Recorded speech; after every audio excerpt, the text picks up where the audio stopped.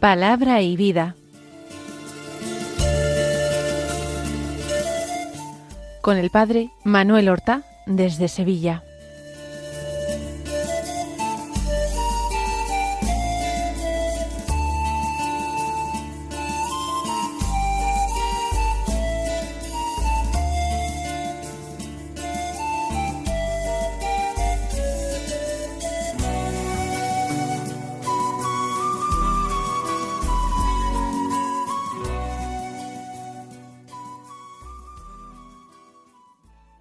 En el nombre del Padre, y del Hijo, y del Espíritu Santo.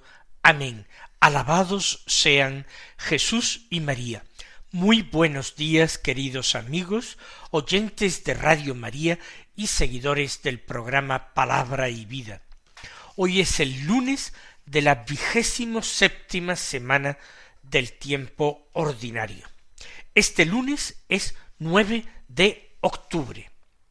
En este día la Iglesia celebra la memoria de San Dionisio y sus compañeros mártires. Es un santo del siglo III, de mediados del siglo III, que vino a la Galia, a Francia, desde Roma, a evangelizar, que fue el primer obispo de París.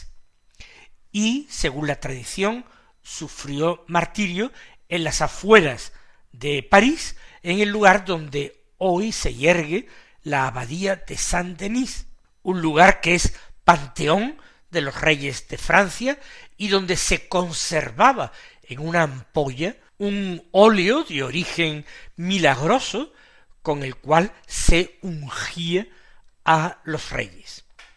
Los compañeros de San Dionisio, esos compañeros mártires, fueron un sacerdote, un presbítero de nombre Rústico y un diácono llamado Eleuterio, que sufrieron allí con él el martirio.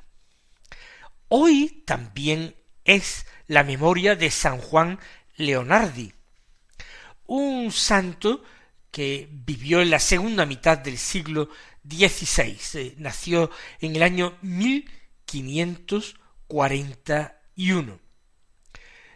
Era farmacéutico en la Toscana, en la ciudad de Lucca, pero él sintió la vocación sacerdotal y tuvo el deseo de entregar su vida sacerdotal para enseñar catecismo a los niños, y por otra parte también para restaurar entre el clero una vida al estilo apostólico.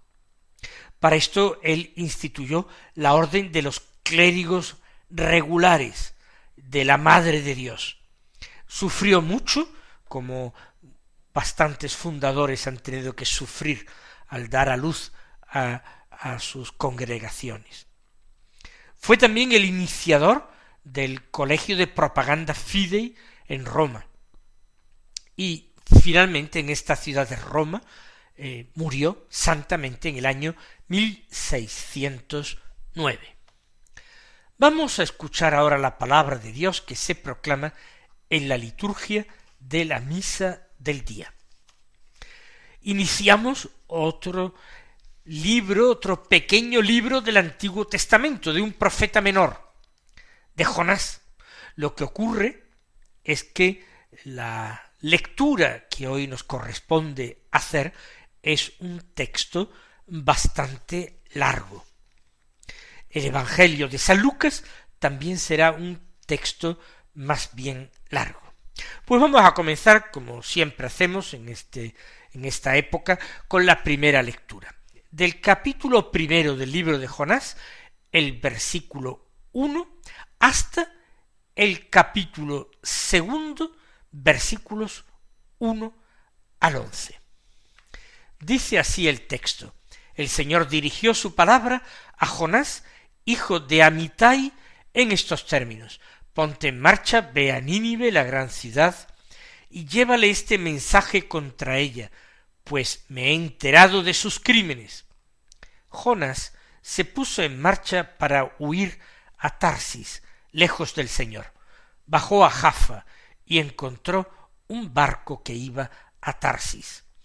Pagó el pasaje y embarcó para ir con ellos a Tarsis, lejos del Señor.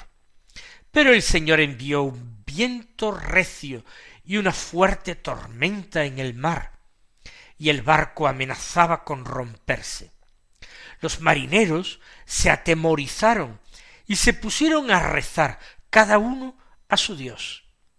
Después echaron al mar los objetos que había en el barco para aliviar la carga.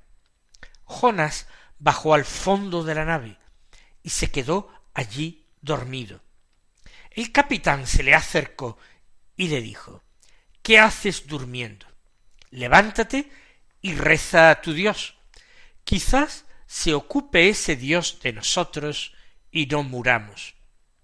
Se dijeron unos a otros: echemos suertes para saber quién es el culpable de que nos haya caído esta desgracia.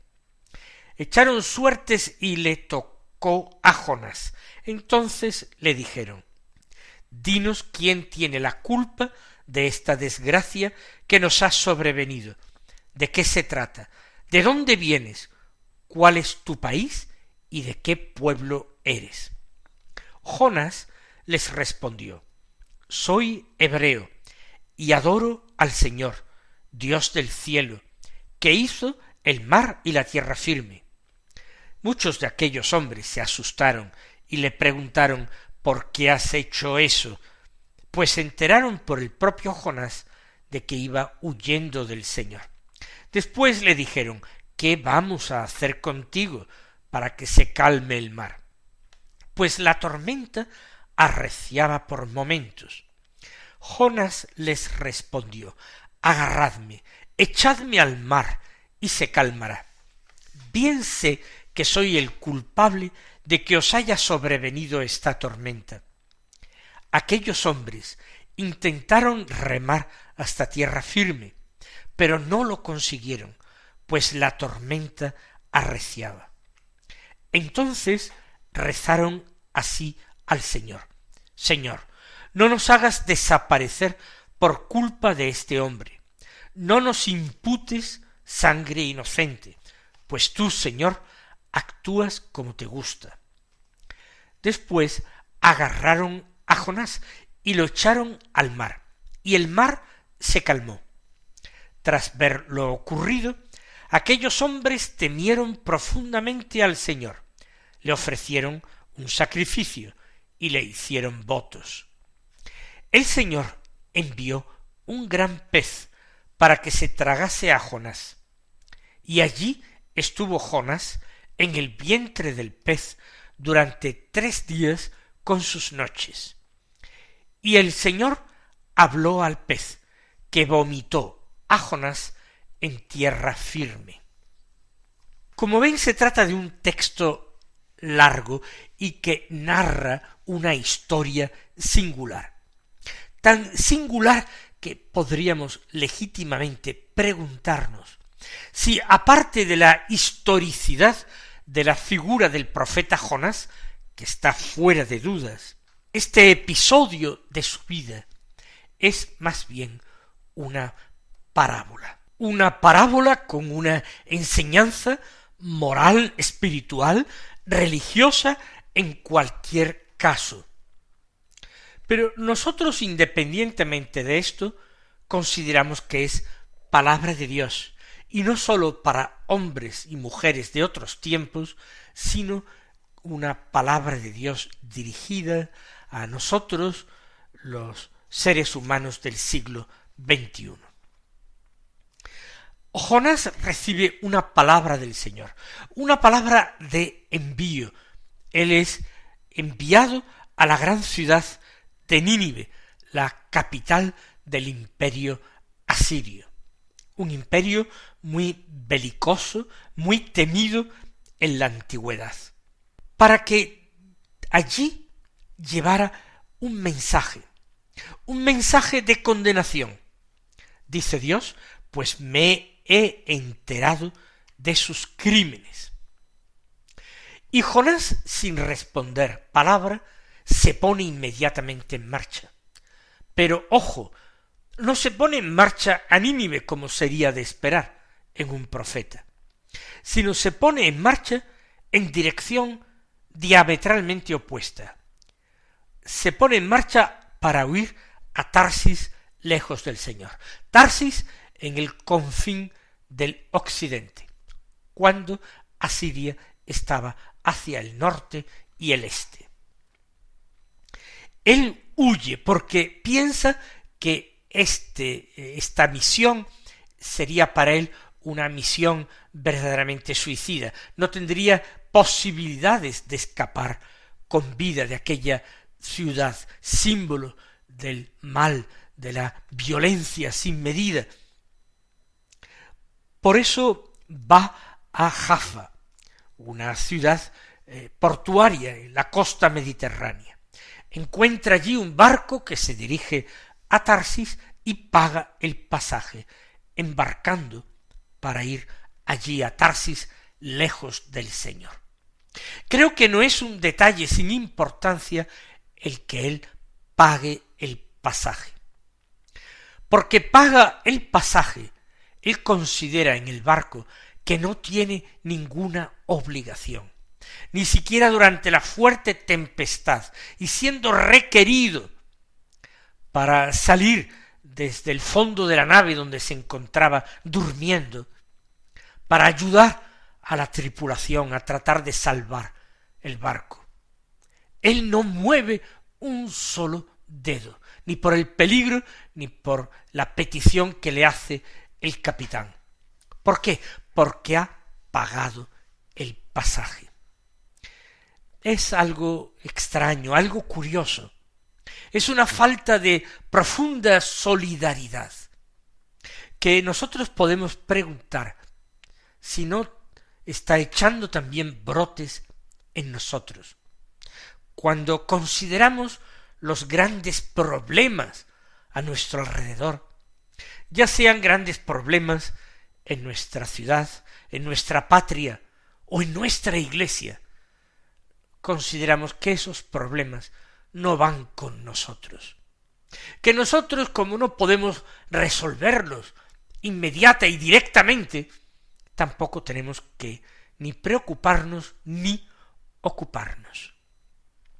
Y ciertamente puede ser que se trate de problemas que no requieran una solución individual, pero sí que requieran, como en el caso del barco de Jonás, un trabajo codo con codo entre todos los que se encontraban afectados, los pasajeros de aquel barco, para intentar salvar la nave y de esta forma salvar sus propias vidas. La tempestad, el viento recio, dice el texto, la tormenta fuerte en el mar, no es algo natural. Dice el texto sagrado que el Señor los envió, y eran tan grandes que el barco amenazaba con romperse. ¿Cuál es la reacción de los tripulantes? Dice el texto que los marineros se pusieron a rezar, cada uno a su Dios, y rezarían con fervor. Recordemos aquel dicho popular: si quieres aprender a rezar, échate a la mar. Cada uno reza, pero a su propio Dios, porque en la antigüedad cada pueblo tenía su propio Dios o sus propios dioses, y en ellos confiaba. Después de rezar, o mientras rezan, buscando ese auxilio de lo alto, también trabajan, se esfuerzan. Un esfuerzo hecho de desprendimiento profundo, porque echan al mar, por la borda, los objetos que había en el barco para aliviar la carga. Prefieren perder las riquezas que transportan, las mercancías, prefieren perderlas a ellas antes que la vida, lo cual es muy sensato. Rezan, se esfuerzan trabajando, se desprenden de lo que no es imprescindible, de lo que no es esencial. Y mientras tanto, Jonás, ¿qué ha hecho? en el fondo de la nave, se queda dormido. Jonás ha huido de Dios, porque la misión que Dios le da, lo que él puede hacer por Dios, no le parece muy seguro ni conveniente a sus intereses. Pero es que Jonás huye también de sus prójimos. No se siente uno más en el barco, él ha pagado que los demás se ocupen de los problemas. Y en eso también nosotros detectamos en nuestra sociedad del siglo XXI un profundo egoísmo, una profunda insolidaridad que nos hace alejarnos de aquello que decimos cómodamente que no nos concierne. Y allá va el capitán del buque a buscar a Jonás y a decirle: ¿qué haces aquí durmiendo?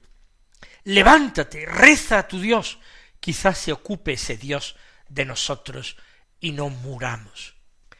Jonás es el profeta de Dios, pero es el único del barco que no reza, mientras que aquellos hombres paganos, todos están rezando. Y el capitán se convierte en profeta del profeta Jonás. El capitán también es enviado por Dios a Jonás a decirle: levántate y reza a tu Dios. Pero Jonás ni siquiera entonces lo hace. Jonás, cuando ve que incluso las suertes caen sobre él como culpable de aquella desgracia que le sobreviene, dice que solamente podrán encontrar calma en el mar si lo agarran y lo echan al mar, si lo tiran, para que se ahogue en el mar embravecido. Es tremendo. Jonás huye profundamente de la realidad que le rodea. No quiere saber de problemas, como tampoco reza ni trabaja, pero como digo, lo que es peor, tampoco espera. No cree que haya salvación para él, no cree que haya esperanza para él. Todo está perdido, y en ese sentido mejor es terminar cuanto antes que vivir una larga agonía. Ha huido de Dios, ha huido de los hombres, y por eso ha huido de él la esperanza. Pero no solamente ocurre eso. De nuevo, la tripulación del barco da un ejemplo al profeta Jonás. Porque aun diciéndoles él, que es un profeta del Dios Altísimo, del verdadero Dios, que hizo el mar y la tierra firme, y que todo esto es una venganza de Dios, porque él está huyendo del Señor, ni aun así aquellos hombres lo arrojan por la borda, se compadecen de él, y porque se compadecen de él, redoblan sus esfuerzos para tratar de salvarse ellos y salvarlo a él. Así dice el texto, que aquellos hombres entonces intentaron remar hasta tierra firme, pero no lo consiguieron, porque la tormenta no sólo no amainaba, sino que arreciaba. Una vez que vieron que sus esfuerzos eran inútiles, ¿qué hicieron? ¿Tiraronlo por la borda? Todavía no. Su compasión por Jonás era superior a la que experimentaba Jonás por sí mismo. Después volvieron a rezar al Señor, diciendo: Señor, no nos hagas desaparecer por culpa de este hombre, no nos imputes sangre inocente. Tú, Señor, actúas como te gusta. Por tanto, reman con mayor fuerza para intentar salvarse, después vuelven a rezar, y al no dar aparente resultado nada, tomaron a Jonás, lo echaron al mar, y el mar se calmó como había profetizado Jonás. ¿Y qué hicieron entonces? No celebraron una fiesta, sino que aquellos hombres, dice el texto sagrado, temieron profundamente al Señor y le ofrecieron un sacrificio y le hicieron votos. Todos han recibido una lección, han recibido una enseñanza positiva que les ha ayudado a entender quién es Dios. Un Dios terrible, pero al mismo tiempo misericordioso, que no quiere tomar sangre inocente, que odia el pecado, pero no al pecador. Por tanto, aquellos hombres temieron al Señor, le ofrecieron sacrificios. Y Jonás tenía una imagen extraordinariamente deformada de Dios. No es el Dios de la misericordia, es el Dios que persigue implacablemente al pecador para afligirle con castigos terribles, a él y a cuantos, aunque sean inocentes, estén cerca de él. Esta es la imagen que Jonás tiene de Dios. Ciertamente, una imagen nada simpática, pero lo que es peor, una imagen nada ajustada a la realidad. Este no es el Dios que había elegido a Israel como a su pueblo, que lo había rescatado de la mano del faraón. Ese no es el Dios al que adora Jonás. Se parece más bien a los dioses paganos que eran profundamente dañinos y vengativos.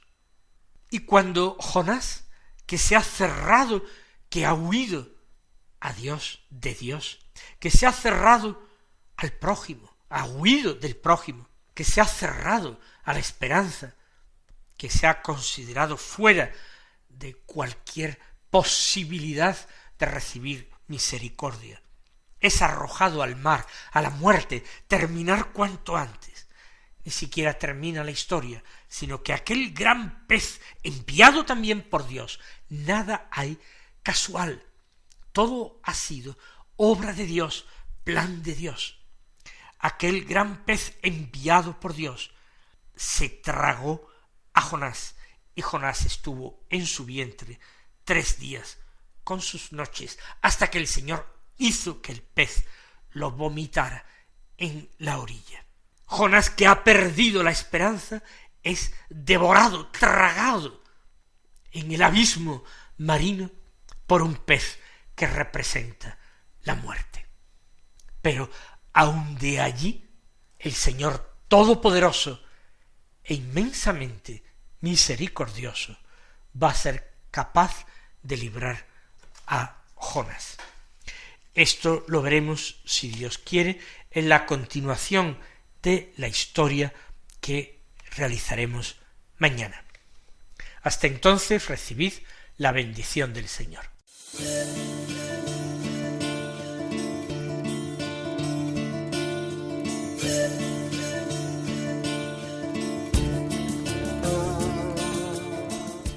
Han escuchado en Radio María Palabra y Vida,